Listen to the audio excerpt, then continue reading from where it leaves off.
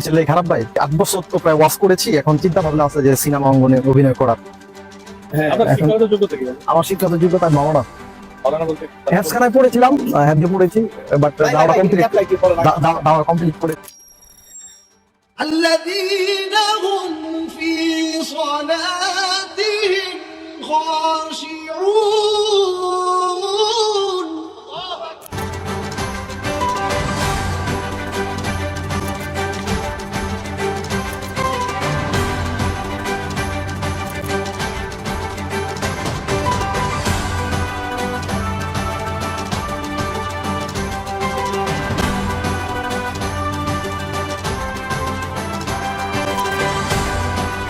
হয়ে গিয়েছি যে কয়েকদিন আগে একটি অ্যাডভার্টাইজ দিয়েছে যে আপনার ফোনে 50 টাকা রিচার্জ করলেই আপনি আপনার ঘরের ভিতরে পরিমণি কি পেয়ে যাচ্ছেন।